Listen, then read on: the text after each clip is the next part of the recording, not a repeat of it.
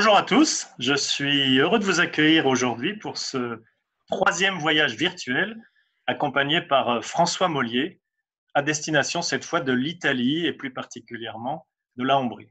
Alors vous êtes encore très nombreux à nous suivre ce soir en direct, plus de 120, et vous êtes depuis le lancement de ces voyages virtuels, vous êtes plus de 1400 à nous avoir rejoints, vous êtes inscrits. C'est l'occasion pour moi, comme je le répète à chaque début de voyage, mais c'est profondément sincère. Je vous remercie de votre participation active. Je vous remercie du fond du cœur de votre soutien, qui nous est évidemment très, très précieux en cette période de crise très dure pour notre activité. Ce voyage en Hongrie que vous allez suivre est la version virtuelle des marches spirituelles qu'Ictus Voyage organise depuis presque 10 ans avec François Mollier sur les pas de Saint-François. Saint François est unanimement reconnu comme cette figure universelle de l'homme spirituel, habité de Dieu, vivant simplement, dialoguant avec tous les hommes, toutes les religions, et vivant en paix avec la nature et avec les animaux. Alors je suis très heureux de vous proposer ce soir ce voyage sur les pas de cette figure spirituelle éminemment moderne. Sans plus tarder, je vous propose d'embarquer, de rejoindre François Mollier pour commencer ce voyage.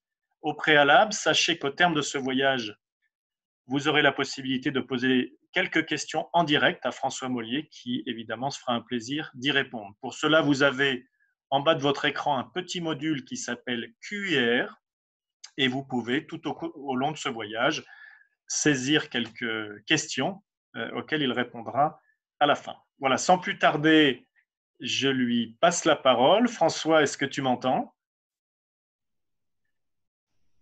Allô, allô, Je François? suis là, tu m'entends? Voilà, Tu m'entends? Voilà. nous Très bien. t'entendons. À toi. Bon Bon, voyage. merci bien. Voilà, bonjour à tout le monde. Donc, nous sommes partis sur les pas de Saint-François en ce jeudi de Pâques. Première question qui se pose, pourquoi parler de Saint-François pendant la semaine de Pâques alors que nous venons juste de fêter la résurrection? Eh bien, vous savez, dans l'évangile de Jean, Jésus dit à ses disciples, qui m'a vu a vu le Père.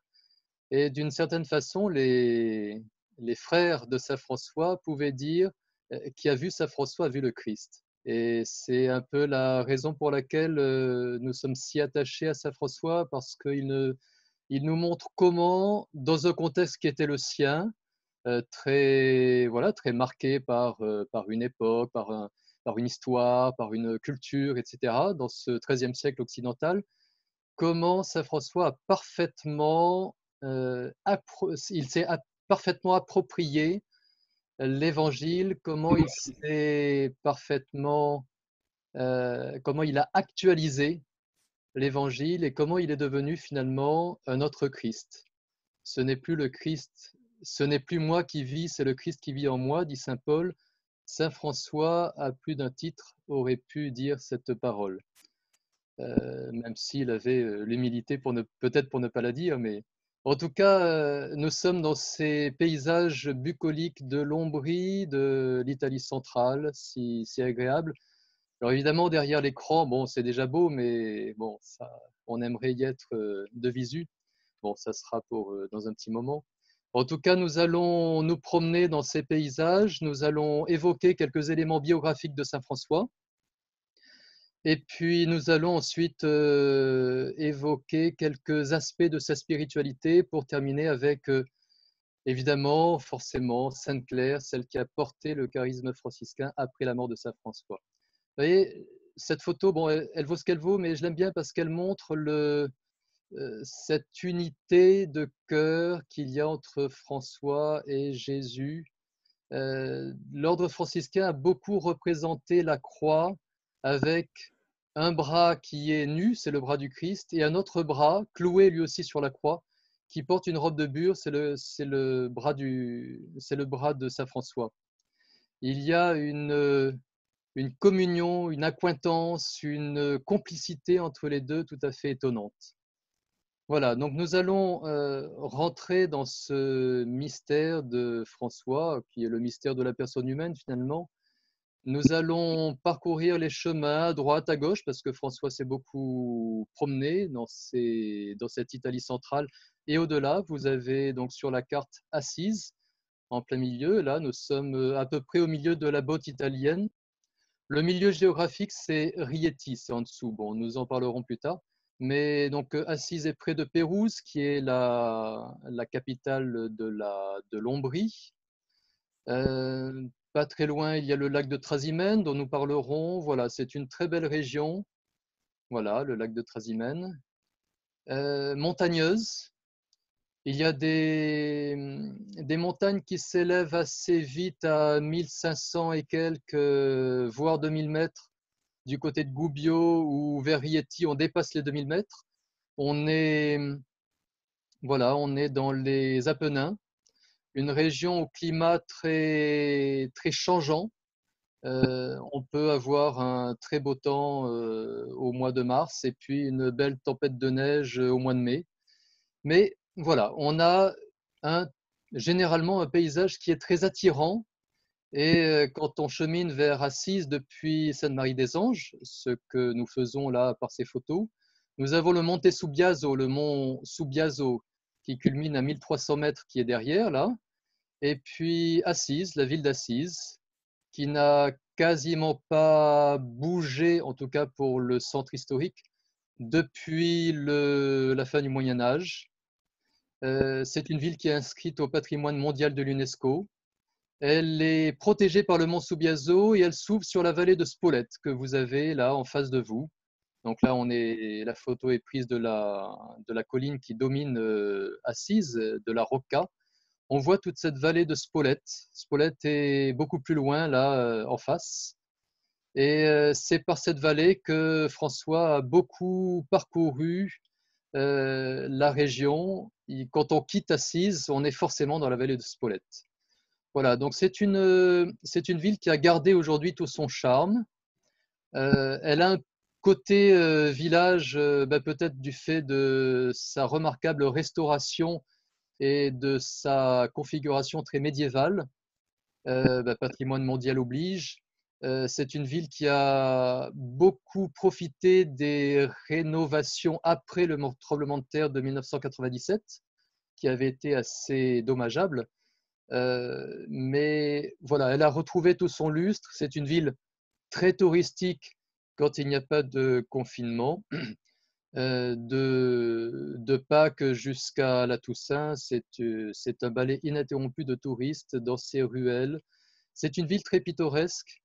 C'est une ville qui a beaucoup marqué Saint-François au point de lui donner, on pourrait dire, son titre de saint. C'est Saint-François d'Assise et il ne pourrait pas être d'ailleurs. Il est né à Assise, il est mort à Assise, il a vécu la plus grande partie de sa vie à Assise et s'il a beaucoup marché sur les chemins d'Italie et d'ailleurs, il est toujours revenu à Assise comme un aimant là, qui l'attirait. C'est vraiment sa ville, c'est vraiment son lieu. S'il y a pour chaque homme une terre, pour Saint François, c'est vraiment Assise. Voilà, alors c'est un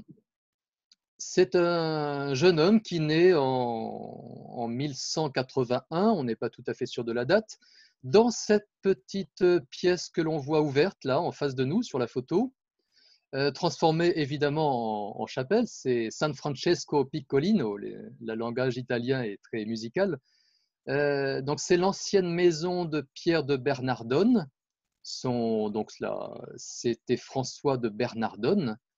Il est né et il a été baptisé sous le nom de Giovanni, de Jean, et son père n'était pas là. Son père, au retour d'une foire en France, il était marchand drapier, on le voit là sur cette sculpture, un homme voilà, sûr de lui et fort en affaires, qui fait fortune dans le drap, dans les tissus. Au retour de France, il aimait tellement la France qu'il voulut appeler son fils François, c'est-à-dire français. Vous avez Dame Pica qui lui tient la main, donc c'est la maman de Saint François qui a joué un rôle important. C'est une des 3 femmes qui a vraiment compté dans la vie de Saint François. Une famille qui l'aime beaucoup. et qui a un projet pour lui. En tout cas, son père a un projet pour lui. Son père a développé le commerce. Voici une petite chapelle qui est la transformation de l'ancienne boutique, du commerce du papa de Saint François. François est l'aîné, il aura un peu plus tard un frère cadet, mais c'est l'aîné, donc c'est lui qui normalement va prendre le commerce paternel, et son père a le souci de lui inculquer le sens des affaires et comment faire fortune en ce bas monde. C'est un bon père, même si beaucoup de biographes ont un peu noirci sa mémoire. Mais Saint François, on le voit sur cette fresque de Giotto, euh, il est, il est déjà ailleurs, on pourrait dire. Là, on le voit partager son vêtement avec un chevalier pauvre. Un peu avant cela, il partage sa bourse avec un pauvre qui est venu lui demander dans la boutique l'aumône au nom du roi des rois, au nom du Christ. Et Saint François, on le voit ne pas pouvoir résister à l'appel du pauvre. Et à côté de la légende noire qui parle d'un François qui, avant sa conversion, fait la fête et mène toutes sortes de mauvaises actions, il y a aussi une légende dorée de Saint François qui le présente comme un homme naturellement bon et généreux. Et la grâce, on pourrait dire, va développer ce que la nature avait déjà semé en lui. Voilà. Saint François, en tout cas, mène une vie relativement paisible jusqu'en 1198, où la géopolitique de son temps le rattrape. Vous avez ici la Rocca. C'est la forteresse qui domine Assise. C'était une forteresse qui était tenue par des soldats allemands. Assise était terre d'empire, mais Assise était proche de la frontière entre l'Empire romain germanique et les États pontificaux. Et sur cette photo, vous avez d'un côté, donc au fond, la Rocca, le pouvoir militaire, le pouvoir de l'empereur, voilà, qui domine la ville. De ces murailles, bon, elles sont du XIVe, mais elles étaient, on peut les imaginer comme cela au début du XIIIe siècle. Et sur la gauche, vous avez le clocher là d'une des églises d'Assise, le pouvoir ecclésiastique représenté par l'évêque Guido, qui joue un rôle très important dans la vie de Saint François.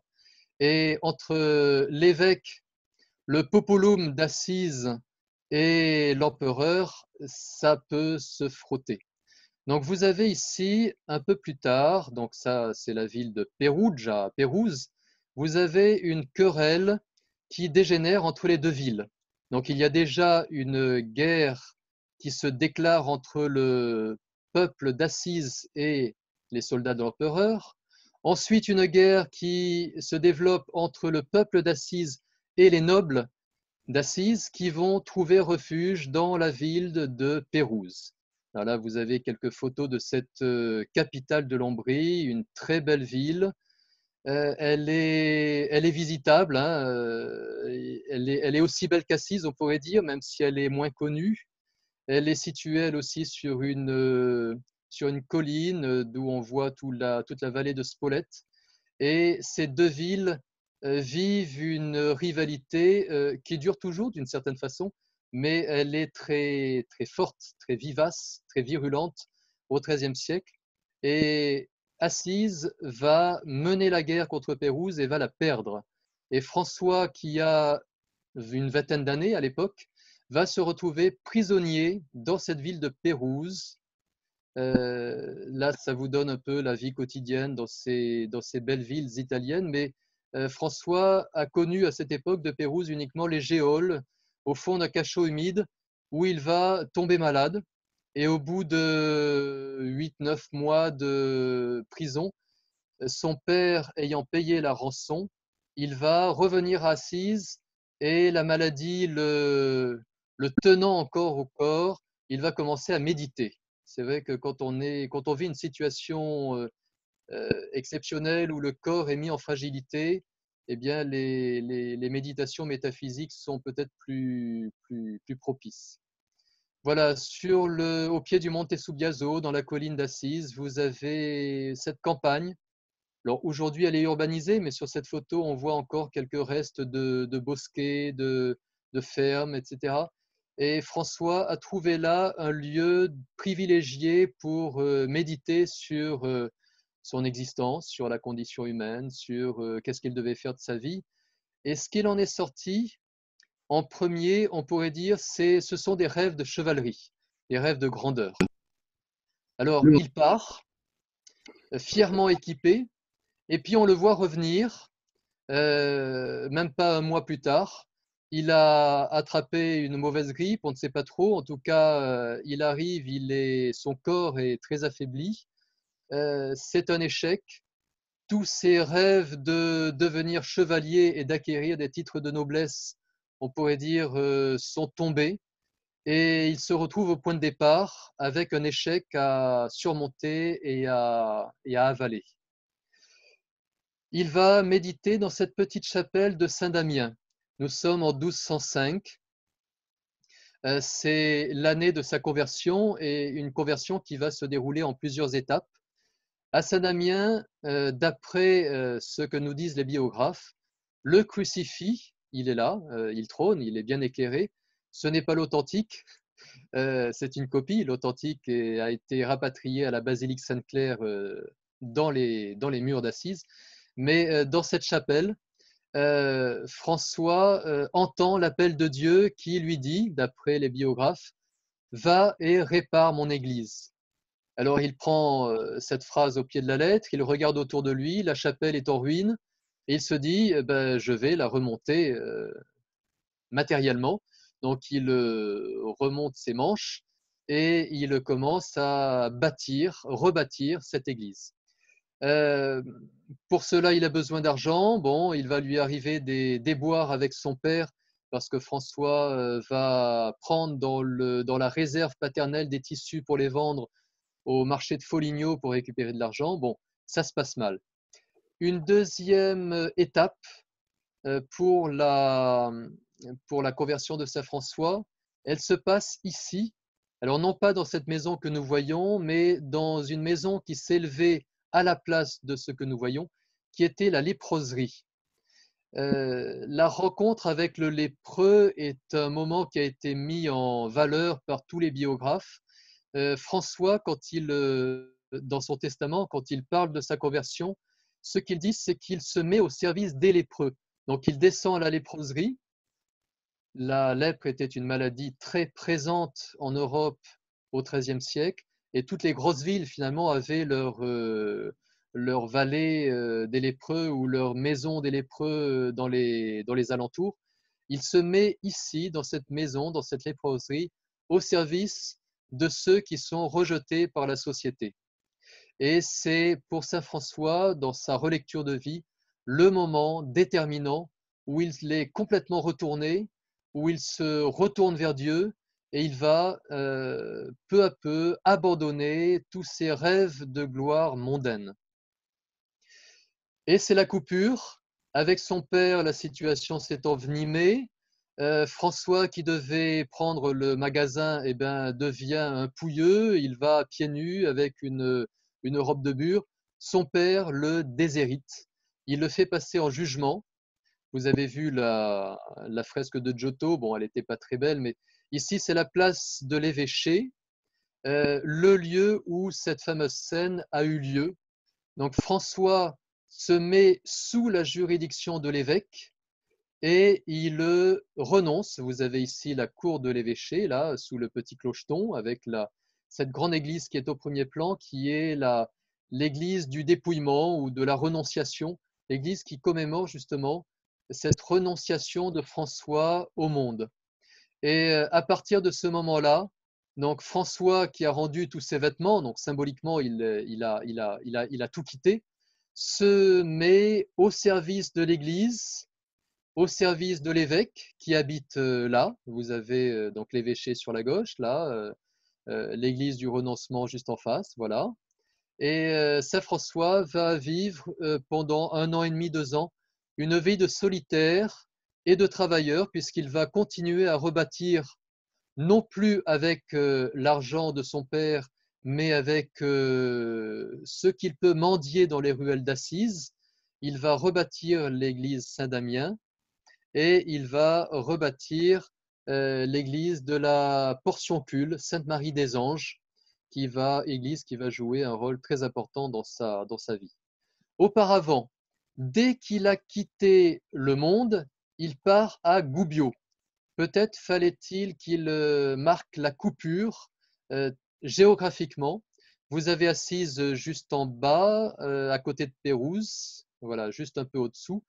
Gubbio est à une trentaine de kilomètres au nord et il se passe sur cette route un événement que je trouve assez typique de la vie de Saint François, donc entre Assise et Gubbio.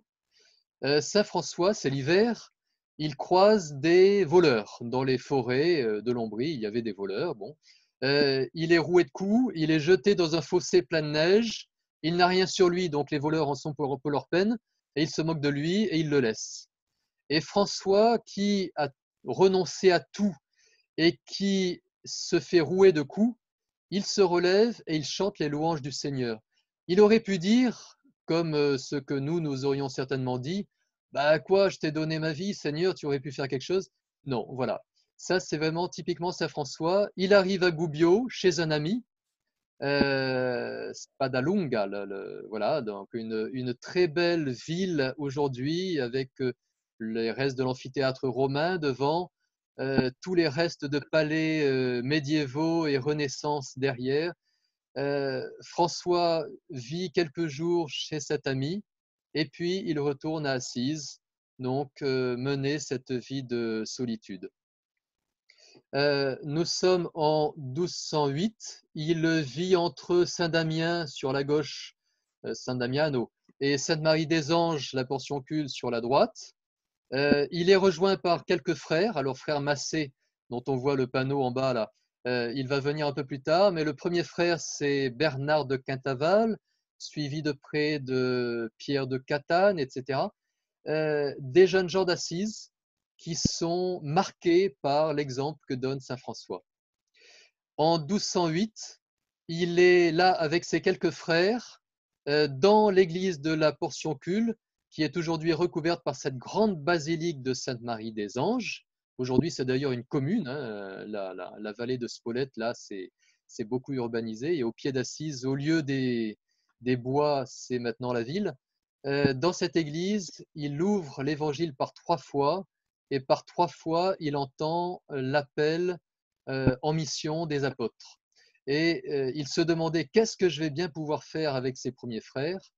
Et là, ben, il reçoit la réponse et il part en mission. Et son premier voyage missionnaire va être de descendre à Rieti. Alors vous avez Assise, voilà, Rieti, donc tout en bas de la carte. Assise est au milieu de la carte, juste à côté de Pérouse. Et encore aujourd'hui, Pérouse est en gras, bah oui, forcément, c'est la capitale. Euh, mais donc de Assise, il descend à Rieti, voilà. Merci Google Maps. Et puis là, il va découvrir cette magnifique vallée de Rieti dont nous allons beaucoup parler. Et qu'on est à peu près au centre de l'Italie, de la botte italienne. Il arrive au village de Poggio-Bustone et là, sa première parole, c'est Buongiorno, buona gente. Bonjour, braves gens. Voilà, tout simplement. Et c'est une phrase qui est restée dans la population de Poggio-Bustone. C'est assez étonnant. On ne peut imaginer plus basique comme salutation, mais il a dû le dire avec une telle amitié que les gens ont été marqués. Saint François, avec ses premiers compagnons, s'installe dans ce petit couvent, le couvent Saint-Jacques, qui était un couvent bénédictin, donc à la sortie de Poggio-Bustone, du village. Et puis là, voilà, donc on est au pied de la montagne. Vous avez une très belle vallée là qui s'enfonce dans les Apennins derrière. François parcourt ces montagnes, il va trouver une petite grotte un peu plus haut, l'ermitage Saint-François, où il va vivre pendant que les frères, eux, restent en bas, au couvent Saint-Jacques, que nous voyons ici. Bon, tous ces petits sanctuaires franciscains sont merveilleux et vraiment, ils sont à visiter avec les différentes époques. Ce qu'on voit généralement, c'est la strate du XVIIe, mais en dessous, on voit la strate Saint-Bernardin de Saint-Pierre, Saint-Bonaventure, et puis on voit toujours en dessous le lieu où François habitait avec ses frères. Voilà, donc il monte quelques marches. Bon, là, ça a été aménagé pour les pèlerins, pour se perdre dans la montagne. Et dans cette grotte, au cœur de la montagne, il reçoit de la part de Dieu l'assurance du pardon total de ses fautes de jeunesse et l'appel à la mission. Il voit dans une vision tous ses frères, très nombreux, alors qu'à l'époque ils ne sont que 8. Il voit tous ses frères allons et venant sur les routes du monde. Et alors c'est la première grande mission.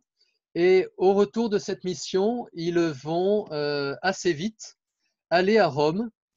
Et vous avez donc là, donc sur le panneau de gauche, Saint François avec ses 11 premiers frères, ben ils sont 12, hein, chiffre fatidique, devant le pape Innocent III. A-t-il vraiment rencontré le pape? On ne sait pas trop, mais en tout cas, il rencontre les autorités de l'Église et il obtient l'autorisation de prêcher pour lui et ses frères. Il va prêcher la paix et il se met d'emblée sous la protection et sous l'autorité de l'Église. Bon, il y aurait évidemment beaucoup à dire sur le lien de François à l'Église. Juste en aparté, nous sommes quand même dans une époque où l'autorité romaine est mise à mal par beaucoup de mouvements contestataires, de mouvements évangéliques qui accusent la richesse de l'Église. Donc François, lui, en se mettant sous l'autorité de l'Église, du pape Innocent III, va, on pourrait dire, changer le cap et accepter avec une certaine humilité, voire humiliation, d'entrer dans ce que l'Église lui demande. Le pape Innocent III, il n'est pas forcément bien vu dans la grande histoire parce que bon, c'est lui qui a initié la quatrième croisade, etc. Le pape Innocent III est un homme très intelligent et il a eu cette intelligence de reconnaître en François de Bernardone, en François d'Assise, un homme en qui il pouvait faire confiance et en qui il pouvait compter. Et de fait, l'Église va tout au long de la vie de Saint François lui faire confiance tout en le canalisant. Et certainement qu'il y en avait besoin. Au retour, François va s'installer avec ses frères à Rivotorto. Vous avez là donc une église qui est construite sur une petite cahute où François a vécu avec sa quinzaine de premiers frères. Là, voilà une autre photo où on voit le lieu. On est à peu près à 4-5 km d'Assise, dans la campagne. Et de là, ben, il mène une vie de moine, hein, avec la prière, la solitude. Il mène aussi des campagnes de mission où il prêche dans la contrée avoisinante. Il retourne à Assise. Ils vont par exemple ici sur les pourtours du lac de Trasimène, qui n'est pas si loin que ça. On a même pas une cinquantaine de kilomètres. Sur le lac de Trasimène, il y a 3 îles, dont une qui était du temps de Saint François inhabitée, l'Isola Maggiore, et François, dit-on, passa un carême. On hésite sur la date, mais un carême où il ne mangea rien. Il avait pris 2 petits pains, et puis à la fin du carême, les 2 petits pains étaient toujours là, pour montrer cette vie d'austérité que François a menée tout au long de sa vie, mais que ses frères ont menée particulièrement au début. Les débuts, c'est toujours plein de ferveur, hein, et les débuts de l'ordre franciscain représentent une sorte d'âge d'or sur lequel reviendront les frères, les vieux frères, les premiers compagnons de François, quand l'ordre franciscain aura connu le succès. Après avoir été chassés de Rivotorto, les frères, avec François, s'installent à la Portioncule. Donc là, nous sommes dans la basilique du XVIIe. Voici la Portioncule. Elle a été évidemment refaite. Vous avez donc une toute petite chapelle. Elle est minuscule par rapport à cette immense basilique baroque qu'il en sert. C'est dans cette petite chapelle et autour, dans des cabanes en bois, que François va vivre et qu'il va constamment revenir après ses missions. Il va beaucoup aimer ce lieu. Il tiendra d'ailleurs à mourir en ce lieu, près de cette chapelle de la Portiuncule, et il en fera la tête de l'ordre. C'est vraiment la maison mère de l'ordre franciscain.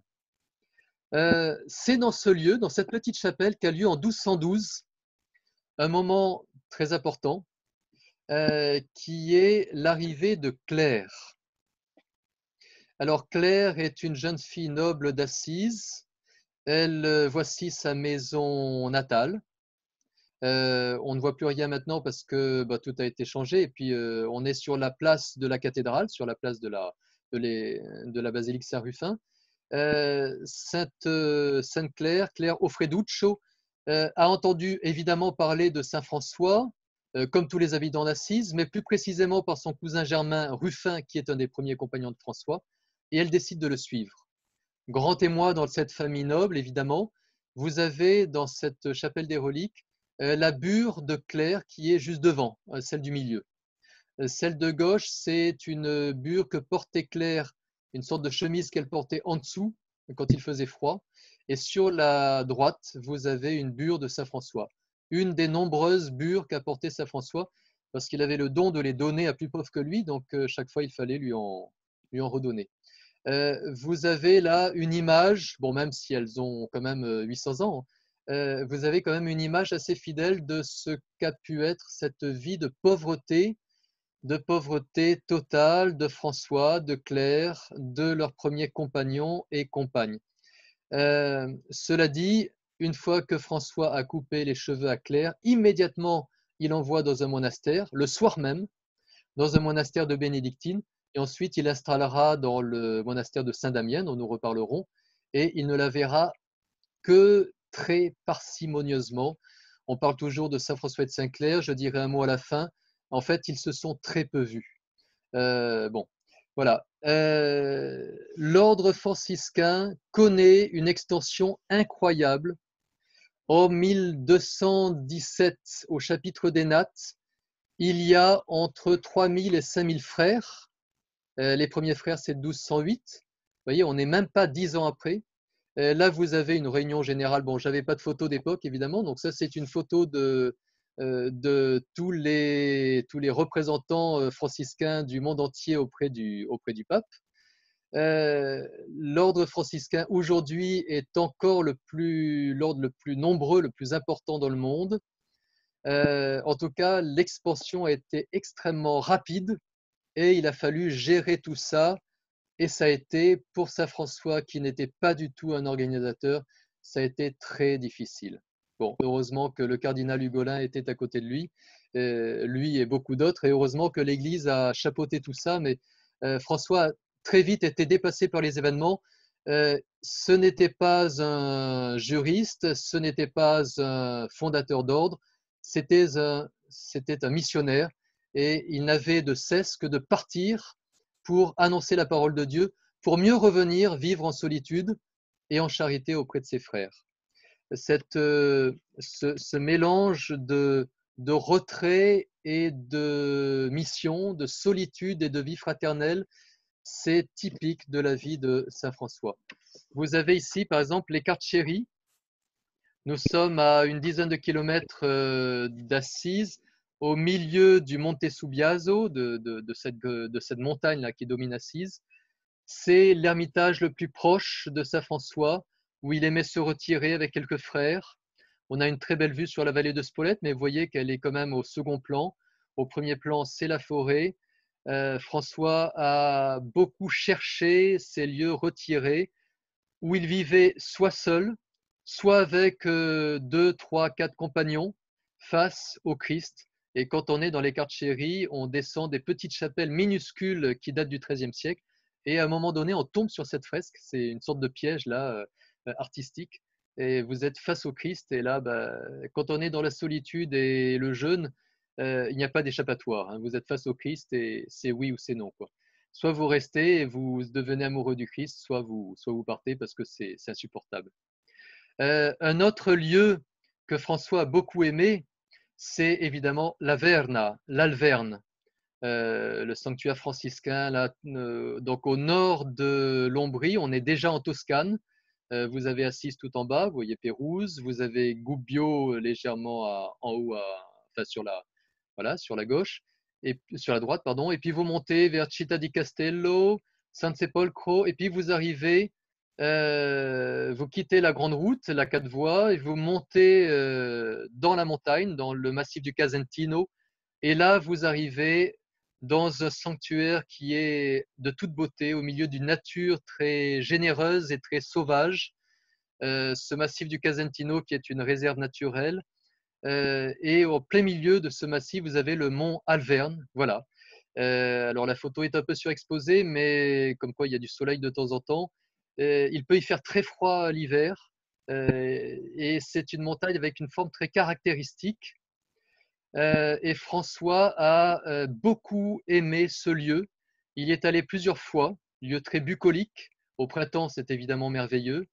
Et c'est là qu'il a vécu une expérience mystique très importante dans la forêt, dans une forêt qui est… Alors quand on se promène dans cette forêt, on est vraiment dépaysé.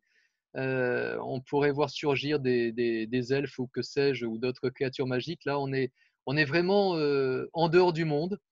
Et dans ce paysage un peu chaotique avec des gros rochers, là, des failles impressionnantes, François a vécu là les stigmates. Donc une sorte de configuration physique, corporelle au Christ. C'est évidemment un événement très mystérieux au milieu de cette solitude. Il n'y a pas de témoin. Si, il y a frère Léon qui a commis la grande indiscrétion d'être là quand François recevait les stigmates, mais lui n'a pas vu, enfin il a vu Saint François, mais il n'a pas vu l'apparition du séraphin, du Christ sous la forme du séraphin. Donc ça se passe là. Vous avez le sanctuaire, vous avez sur la droite le sanctuaire où vivaient les frères, et sur la gauche, le lieu où se retirait François, au milieu des rochers et de la forêt, en haut de la falaise, et le lieu où il a reçu les stigmates. Donc évidemment, aujourd'hui, le lieu étant très vénéré par les franciscains et par tous les Italiens, vous avez un grand sanctuaire où il y a beaucoup de pèlerins. L'été, ça ne désemplit pas, enfin dès le printemps. Et donc c'est un lieu avec une grande hôtellerie, et on vient ici pour rencontrer comment la configuration de Saint François au Christ se fait telle qu'il en reste une marque dans les mains, dans les pieds et dans le côté. Nous avons parlé de la Passion la semaine dernière. Eh bien voilà, ça c'est la fresque de Giotto dans la basilique supérieure d'Assise. Le Christ apparaît sous la forme du séraphin et imprime ses plaies, ses 5 plaies dans le corps de François. Alors les stigmates ont été reconnus par de nombreux témoins après sa mort, évidemment. Il s'est ingénié tout au long de sa vie à les cacher, mais après sa mort, et Sainte-Claire est une des grandes témoins des stigmates, puisque François vient de mourir, la procession porte le corps à Saint-Damien où vit Sainte-Claire, avant de remonter dans Assise, et là Sainte-Claire voit les stigmates. Voilà le tombeau de Saint-François. Nous sommes dans la ville d'Assise aujourd'hui. À l'époque où François meurt, c'était à l'extérieur des murs. Et sur ce tombeau, on bâtit cet immense mémorial qui est la basilique Saint-François, qui est un des chefs-d'œuvre de l'art gothique italien, et un des chefs-d'œuvre de l'art de la pré-Renaissance en Italie, puisque quand vous entrez à l'intérieur, vous avez un festival de couleurs avec tous les grands peintres du Duocento, Trecento et Quattrocento qui ont participé à la décoration de cet édifice. Donc une basilique qui est rutilante de richesse, je dirais, picturale essentiellement, sur la tombe du petit pauvre. Je voudrais maintenant m'attacher à quelques traits caractéristiques de la vie de Saint François, rapidement. En premier, il y a évidemment la joie. Mais la joie, nous ne le voyons plus. La joie, aujourd'hui, elle est cachée par l'ascèse. Ce que nous voyons de la vie de Saint François, c'est essentiellement une vie rude. Nous ne voyons malheureusement plus la joie qui animé, qui donnait la force à François de vivre cette ascèse. Vous avez ici la cellule de François, la cellule dite de Saint François, Dormitorio di San Francesco. Nous sommes au sanctuaire de Greccio et c'est un rocher, ça représente même pas 2 mètres carrés. François dormait à même le rocher. Sous tous les sanctuaires franciscains où François a vécu, il y a partout la grotte où François se retirait. Sur la photo suivante, vous allez voir la grotte où a vécu François au couvent de La Foresta. Nous sommes toujours dans la vallée de Rieti. Bon, la photo n'est pas très belle, mais ce petit couvent est très beau. Et c'est ce qui comptait pour François, c'était pas de souffrir pour souffrir, évidemment, c'était de retrouver le contact avec la réalité. Lui qui avait été élevé dans la pourpre, si je puis dire, lui qui avait été élevé dans les beaux tissus, qui avait la peau fine, nous dit Thomas de Celano, son premier biographe, il a éprouvé le besoin de sentir le contact rugueux avec la terre. Ici, le couvent de la Foresta, et ça nous montre le prolongement actuel, on pourrait dire, du charisme de Saint François. Vous avez aujourd'hui un lieu qui est tenu par une communauté d'anciens drogués, de personnes qui ont connu l'addiction, différentes addictions, et qui essayent de s'en sortir en menant une vie communautaire très forte et surtout une vie de travail. Vous avez là ce jardin qui est superbe, c'est la communauté Mundo X, et quand ils vous parlent, ils vous disent combien le travail de la terre, le travail manuel, est pour eux une source de rédemption. Il a été d'une certaine façon pour Saint François, qui a vécu ce contact rugueux avec la pierre, avec les grottes, avec la réalité. Et c'est pour cela aussi que on peut comprendre la haine que François a eue pour tout ce qui est virtuel. C'est paradoxal d'en parler devant un écran, mais François a eu la haine de l'argent. L'argent corrompt. Et puis l'argent, c'est virtuel. Alors, bon, nous sommes au début du XIIIe siècle, nous sommes au tout début de la civilisation marchande. Elle a évidemment connu des développements tout à fait exceptionnels que François n'aurait pas pu imaginer. Nous voyons le résultat aujourd'hui. Donc, nous vivons aujourd'hui dans une société très virtuelle. L'argent aujourd'hui, vous voyez, maintenant en période de confinement, on demande à ne plus manipuler d'espèces sonnantes et trébuchantes. Mais déjà, les pièces, c'est déjà du virtuel d'une certaine façon. François se méfie du virtuel, de même qu'il se méfie des livres, parce que derrière les livres, derrière d'ailleurs tout ce qui est virtuel, tout ce qui est un écran, il y a le risque de quitter la réalité, c'est-à-dire de quitter le Christ. La réalité, c'est la nature, c'est le Christ. Quand on quitte la nature, quand on quitte le lien à la terre, on quitte d'une certaine façon le Christ. En tout cas, c'est une leçon que nous laisse Saint François. Et il a énormément aimé la nature. Alors, pour cet amour de la nature, je voudrais l'illustrer avec quelques photos de la vallée de Rieti, parce que c'est vraiment ce que je connais de plus beau de la vie de Saint François. Voilà, donc Rieti est tout en bas, vous avez Assise, donc Rieti est à une centaine de kilomètres au sud, à peu près à mi-chemin entre Assise et Rome. Et dans cette vallée de Rieti, vous avez différents sanctuaires fondés par Saint François. Donc Poggio Bustone en haut, La Foresta, Fonte Colombo tout en bas, le numéro 5, Greccio, le numéro 6. À Rieti, évidemment, la ville, il y est passé plusieurs fois. Le pape y a résidé et François allait voir le pape à Rieti. Et Rivaudutri tout au nord, où il y a un fameux hêtre, le faggio, un hêtre, un arbre particulier qui a joué un rôle dans la vie de Saint François, dans sa légende dorée. Ce sont des paysages merveilleux de montagne. Vous avez ici le Terminillo qui culmine à 2200 et quelques mètres, station de sport d'hiver, la plus proche de Rome. Voici la vallée. C'est une très belle vallée toute plate, ancienne vallée marécageuse, qui est à peu près à 400 mètres. Et autour, ce sont des montagnes, tout autour. qui culmine à 1100 pour les monts Sabins et 1200 pour les monts Sabins et 2200 pour les monts Réatins.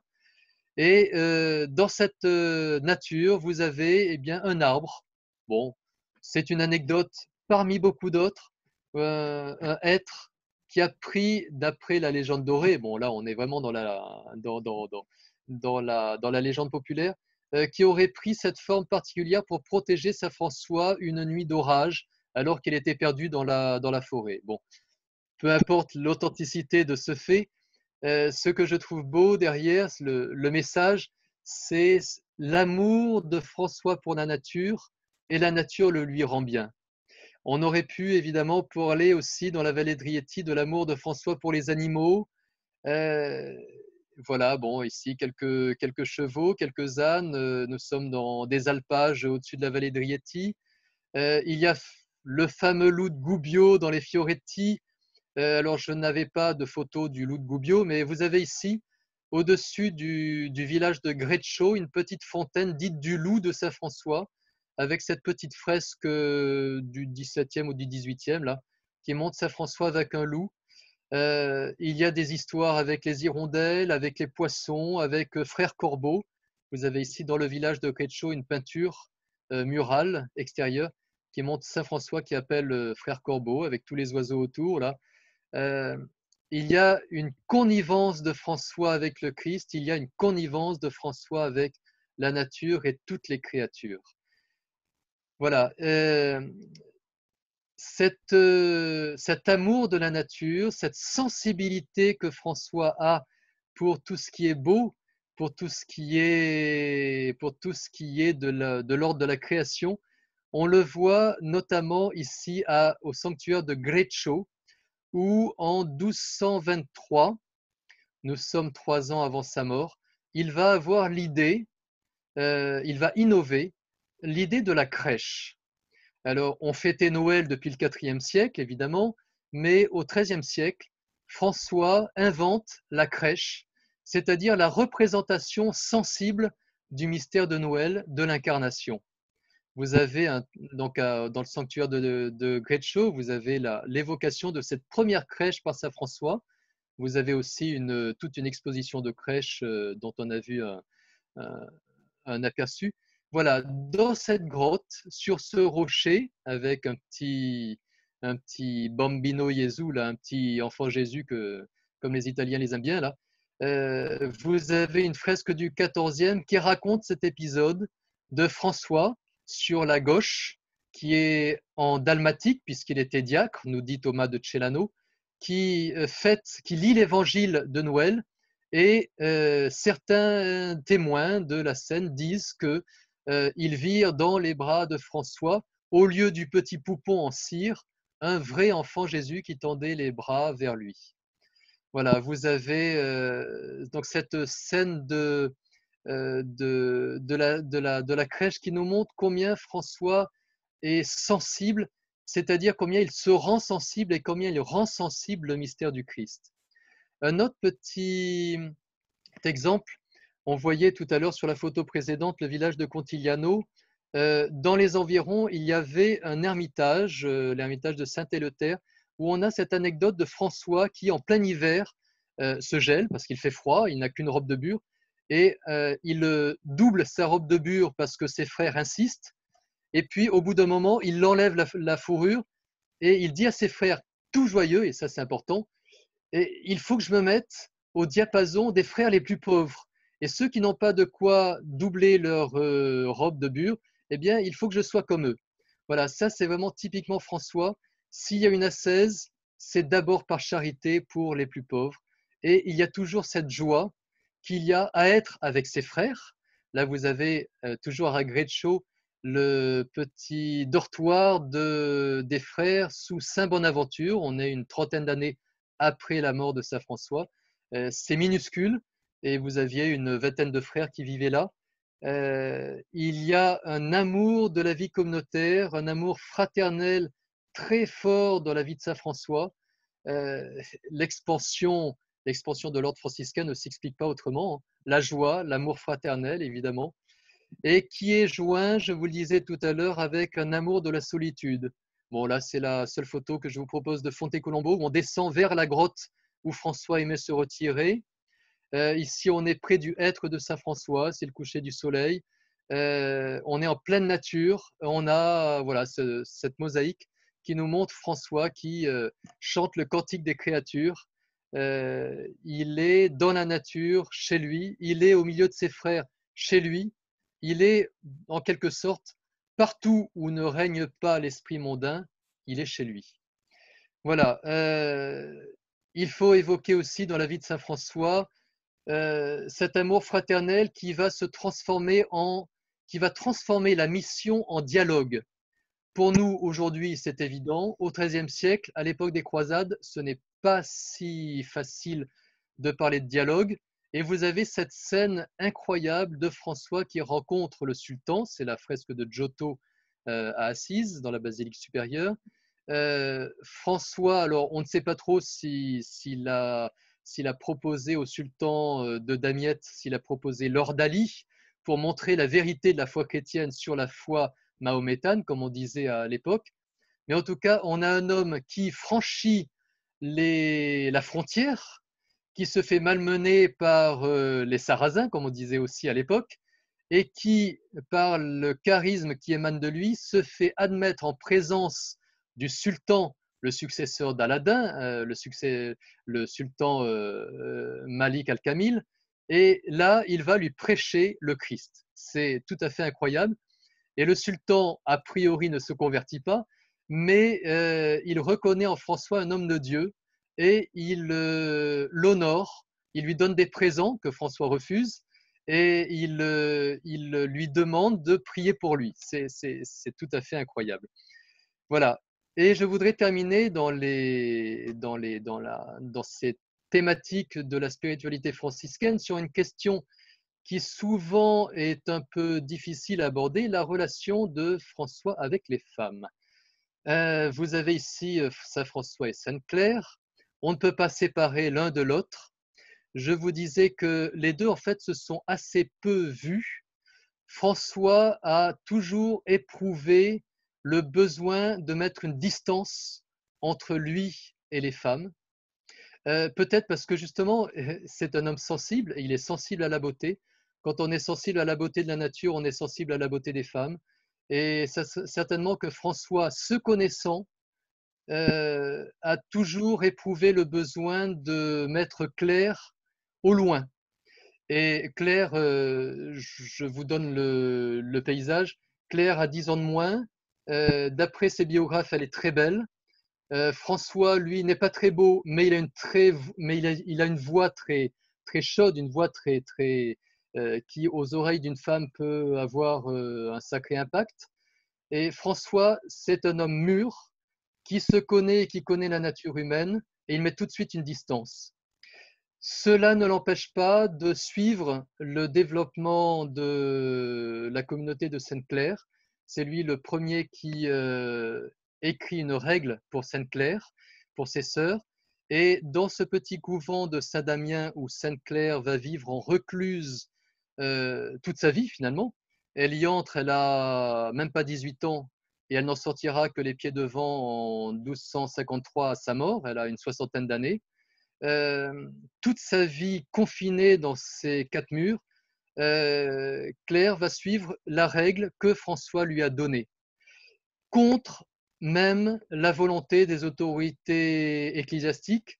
Et alors c'est assez étonnant, Claire va écrire à partir du petit texte de Saint François, va écrire la règle des Clarisses. C'est la première femme dans l'histoire de l'Église à écrire une règle monastique. Et elle va la défendre bec et ongle, je dirais, contre le pape, qui veut absolument des aménagements parce qu'il dit que cette règle n'est pas possible à vivre. Et elle va lui prouver par A plus B, par sa propre vie, que c'est possible et qu'il faut absolument la vivre si on veut maintenir le charisme de Saint François. À la mort de Saint François, c'est Sainte Claire qui porte le charisme franciscain. Elle était fille de Saint François, elle devient mère, on pourrait dire, des frères après la mort de Saint François, mère en tout cas de ses sœurs. Et dans cette vie confinée, c'est une vie heureuse. Sur la photo précédente, vous aviez dans le dortoir de Saint-Damien le lieu où Claire est morte le 11 août 1253. Sa dernière parole, c'est « Merci mon Créateur, merci mon Seigneur de m'avoir créé ».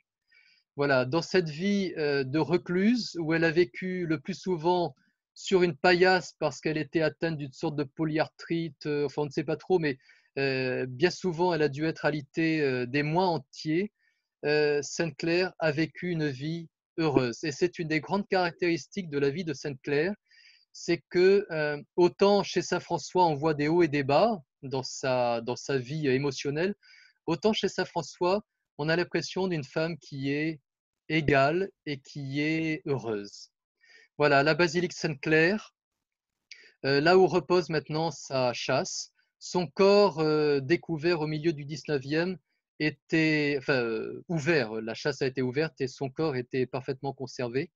Nous quittons maintenant Assise et nous cheminons sur les pas de Saint François, dans la nature forcément, sur les pas de Sainte-Claire. Sainte-Claire n'a pas connu la nature de Saint François, la nature sauvage, là, les petits chemins bucoliques. Elle est restée dans les murs de Saint-Damien, mais elle a vécu à fond le charisme de Saint François, qu'on résume souvent par un esprit de pauvreté et qu'on pourrait spécifier en disant que pourquoi cette pauvreté? Pour deux choses.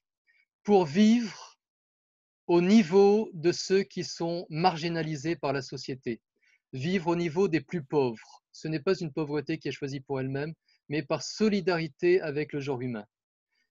Et l'autre aspect de la pauvreté, c'est pour vivre de la providence. Si Dieu est Père, alors on joue le jeu et ben, on attend de sa main le nécessaire.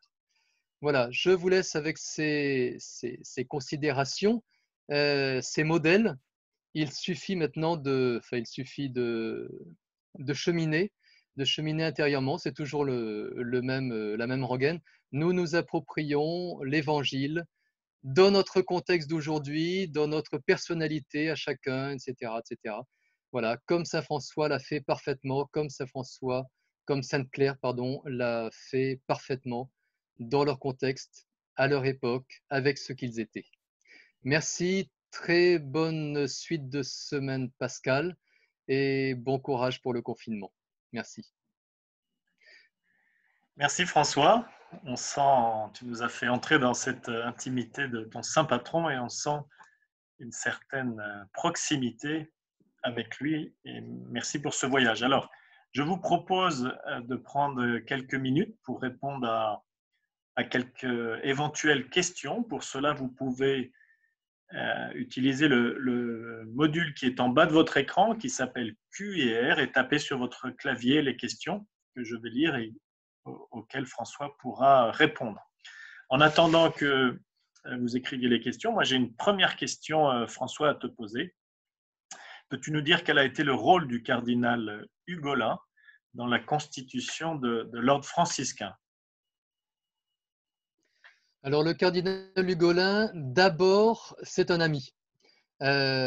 Si Saint François, au retour de Terre Sainte, voyant que l'affaire lui échappe, l'ordre est devenu trop important pour qu'il le gère, il demande à l'Église un protecteur. Ce n'est pas pour rien s'il demande justement le cardinal Hugolin, parce que c'est vraiment un ami. Il y a une grande complicité et une grande complémentarité entre les deux. Hugolin, c'est un cardinal. Au moment où François meurt, il a près de 80 ans. C'est un homme qui a vécu au XIIIe siècle, je vous laisse imaginer. 80 ans, c'est quelque chose. Il va devenir pape l'année suivante sous le nom de Grégoire IX. C'est lui qui va canoniser Saint François. C'est, on pourrait dire, un homme qui a fait ce que Saint François ne pouvait pas faire, c'est-à-dire gérer les affaires temporelles de cette communauté qui très vite a été composée de milliers et de milliers de frères à travers toute l'Europe. Voilà, il fallait absolument le cardinal Hugolin et d'autres personnes de son entourage pour faire ce que François n'aurait pas pu et ça aurait été dommageable si le cardinal Hugolin n'avait pas été là, je pense. Alors, deux questions de Nicole. Le père de François est-il revenu vers son fils? Et les fêtes de Noël sont-elles particulières à Assise? Alors, le père de François, eh bien, l'histoire ne le dit pas. Nous ne savons pas. La seule mention du père de François et de son frère d'ailleurs dans les biographies, dans les hagiographies de l'époque du XIIIe siècle, après la conversion de François, ça se passe mal. Quand Pierre de Bernardone croise François dans les rues d'Assise, il le maudit. Et son frère se moque de lui. Voilà. Est-ce que Pierre de Bernardone a changé d'avis une fois que François est devenu célèbre? Peut-être, mais on ne le sait pas. En tout cas, ce que je vois derrière ce silence, c'est que les hagiographes montrent bien le passage de la famille naturelle à la famille surnaturelle. Le passage de la famille de Bernardone à la famille franciscaine. Saint François il n'est plus François de Bernardone, il devient François d'Assise, et à travers ce lieu, il devient François, le frère universel. Quant à la deuxième question, les fêtes de Noël à Assise, pas à ma connaissance, je n'y ai jamais été à Noël, malheureusement. À Greccio, par contre, évidemment, le lieu de la première crèche, c'est fêté dignement, oui. Alors, une question, tout le monde se réveille, beaucoup de questions qui arrivent. L'héritage, une question d'Henri, l'héritage de François n'a-t-il pas été compliqué avec de nombreux ordres concurrents, entre guillemets, capucins, cordeliers, etc. Bien sûr, bien sûr, bien sûr. Malgré le cardinal Hugolin, malgré Césaire de Spire, celui qui a probablement rédigé la règle définitive adoptée en 1223, malgré tous les juristes et toutes les personnalités remarquables qui ont été à la tête de l'ordre franciscain, je pense évidemment à Saint Bonaventure, c'était difficile de concilier un idéal de vie qui ne peut être vécu que par des personnalités exceptionnelles, Saint François, et une extension au tout venant, si bien que très vite, eh bien, l'idéal de vie a été compromis et il a fallu faire le grand écart. Ça a provoqué, dès le vivant de Saint François, des scissions. Et quand on lit dans certaines hagiographies un peu tardives, nous avons notamment, par exemple, dans l'Anonyme de Pérouse, qui reprend probablement le témoignage de Frère Léon, un des grands compagnons de Saint François, il nous raconte l'âge d'or en disant « Ah, comme c'était bien à l'époque, mais voilà ce que c'est devenu ». Mais comme quoi, c'est donc du vivant même de Saint François que c'est très compliqué. Alors, l'ordre franciscain n'a pas cessé d'être réformé, d'être démultiplié, au point que le pape, au début du XXe siècle, a demandé à ce qu'il n'y ait plus que 3 ordres, donc les frères mineurs, les conventuels et les capucins. Mais depuis, il y a de nouveaux ordres qui se réclament de Saint François, et je ne parle pas des ordres se réclamant de Sainte-Claire. Entre les clarisses et les franciscaines, c'est vrai que là aussi, on s'y perd. C'est l'inconvénient d'une vie qui est proposée à tous, alors qu'elle a été menée par un homme d'exception.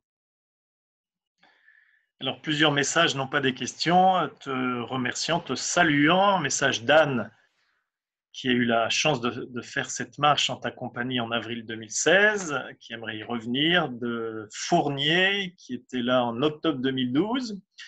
Voilà, Merci d'être là. Une question de Georges. À quel moment de la vie de François le Cantique des créatures a-t-il été écrit? Est-ce qu'on peut imaginer que Claire y tient une place spirituelle particulière? Question de Marie-Claude. Oui, oui, que Sainte-Claire y ait participé, oui, parce que je réponds à la première partie de la question. Le Cantique des créatures est composé en grande partie, mais peut-être pas uniquement, à Saint-Damien, quand François, on est en 1225, au printemps 1225, François est quasiment moribond, il va encore se traîner pendant un an, mais il est aveugle, son corps le lâche et il va accepter de vivre un mois et demi à peu près à Saint-Damien pour être soigné par les sœurs qui vont lui aménager donc une cellule dans le jardin et qui vont le soigner.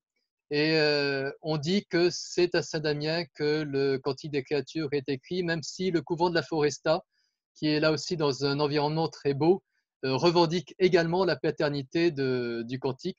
Mais c'est à peu près la même époque, puisque en automne 1225, en septembre, François se fait opérer des yeux au couvent de la Foresta. Voilà, que Claire y ait participé, ben forcément, parce que le charisme de Sainte-Claire et la place que Sainte-Claire devait occuper dans la sensibilité humaine de Saint François fait que forcément François est poète. Alors, je vous propose de prendre les deux dernières questions. Une question de Charles Tourmeau. Bonsoir, merci beaucoup à Ictus pour l'initiative de ce voyage virtuel. Merci à vous et à Monsieur Mollier de l'avoir guidé. La question, que reste-t-il de la spiritualité de François au sein de l'ordre franciscain dans la pratique aujourd'hui? Ben, on peut dire évidemment beaucoup de choses. Je serais plutôt positif dans le sens où même si évidemment vous ne verrez plus aujourd'hui de franciscains se promener pieds nus et vivre dans des grottes, vous avez quand même différents aspects de la vie de Saint François qui sont vécus très fortement par les différents ordres franciscains. Je pense au dialogue, je pense à la mission, je pense à la présence en Terre Sainte. Il y a toutes les œuvres de charité que les franciscains développent en Terre Sainte. Je pense à toutes ces différentes œuvres. Par exemple, je vous parlais de la Foresta tout à l'heure. La Foresta, c'est une communauté donc pour sauver d'anciens drogués. Elle a été fondée par un franciscain et je pense que le charisme franciscain là joue à plein. Les franciscains sont partout où il y a des pauvres. Pensez aux franciscains du Bronx. Euh, ils sont beaucoup dans les œuvres de charité et partout où il y a besoin. Ils ont une grande disponibilité. Et juste une image de franciscain, moi, qui m'a beaucoup marqué, c'est en hommage à Frère Gérard.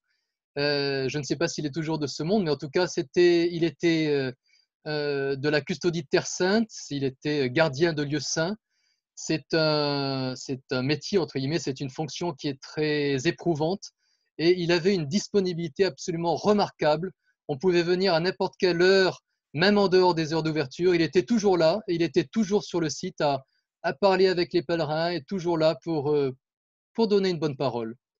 Voilà, donc le charisme franciscain est vraiment porté, je pense, aujourd'hui par la majorité des franciscains. Alors, dernière question, François, une question qui revient souvent. Je vais les regrouper, notamment Myriam qui demande un voyage à pied sur les traces de Saint François est-il possible? Et quelqu'un qui demandait est-ce que vous pourriez organiser, est-ce qu'Ictus Voyage pourrait organiser un pèlerinage grands-parents-petits-enfants à Assise? Ben là, je pense que Thierry, tu pourrais mieux répondre que moi. Donc effectivement, je crois qu'il y a déjà une formule grands-parents, petits-enfants assises, il me semble. Après, les marches sur les pas de Saint-François, donc nous les proposons avec 4 jours dans la vallée de Rieti, le passage à l'Alverne et la conclusion assise. On ne peut pas aller sur tous les lieux de Saint-François, ce serait trop long, mais je pense qu'en 8 jours, on voit déjà l'essentiel.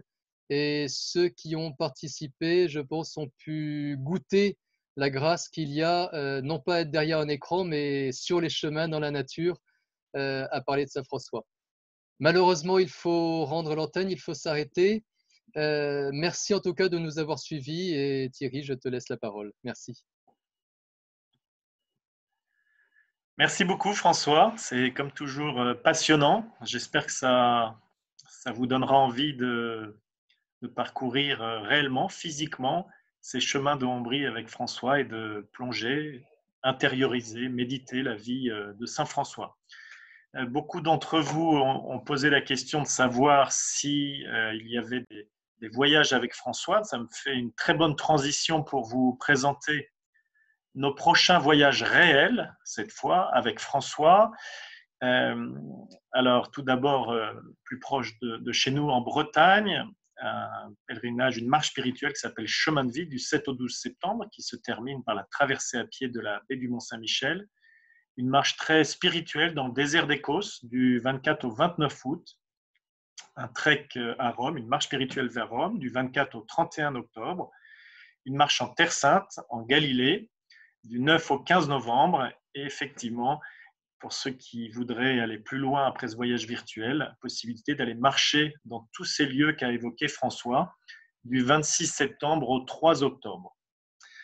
Nos prochains voyages virtuels, non pas vendredi 17 avril, il y a une petite erreur, mais samedi 18 avril, un voyage virtuel à la rencontre des disciples d'Emmaüs, accompagné par le père François de Sales, qui est prêtre des Béatitudes, qui est guide en Terre Sainte depuis 17 ans. Il habite à Nicopolis, un des 3 lieux supposés, selon la tradition, où l'on évoque la rencontre des disciples d'Emmaüs. Voilà, et le père François de Sales sera en direct depuis Nicopolis. Toujours samedi, un voyage au cœur du désert jordanien du Wadi Rum avec Bernard Tolek. Bernard est coach de dirigeants, expert en transformation positive. Et pour la petite histoire, nous étions fin janvier 2020 avec Bernard, tous les deux partis marcher dans le désert du Wadi Rum pour une marche exploratoire pour vous proposer de nouveaux projets. Nous étions alors évidemment loin de nous imaginer que 2 mois après, nous serions confinés et que de cette expérience du désert, nous puiserions des ressources pour transformer positivement ce temps de confinement. Et ce voyage, je vous invite à faire ce cheminement intérieur de transformation positive de ce que nous vivons en ce moment.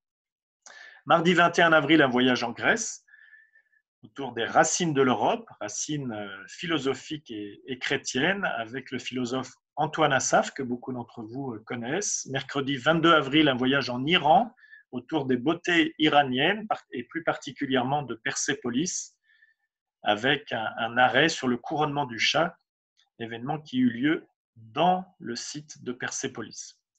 Jeudi 23 avril, voyage au Liban, promenade et rencontre avec Antoine Assaf, qui est libanais et qui nous parlera de sa terre natale. Vendredi 24 avril, pèlerinage virtuel à Rome, promenade autour des basiliques majeures avec sœur Marie-Thérèse Massé, qui accompagne très fréquemment des pèlerinages à Rome pour Ictus Voyage.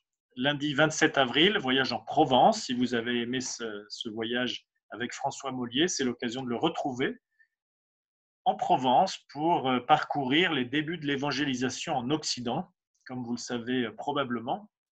Selon la tradition catholique, Sainte Marie-Madeleine, Marie-Salomé, Saint-Lazare et d'autres arrivèrent sur les côtes provençales et commencèrent l'évangélisation de l'Occident, de la France et de l'Occident. Et puis jeudi 30 avril, un voyage au Cambodge à la découverte des beautés du royaume khmer avec Marie-Pascale Jacot. Vous pouvez, si vous êtes intéressé, vous inscrire pour ces voyages virtuels sur notre site www.ictusvoyage.com sur l'onglet Voyage virtuel.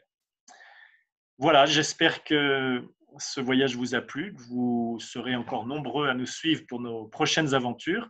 Je vous souhaite une bonne soirée et à très bientôt. Au revoir.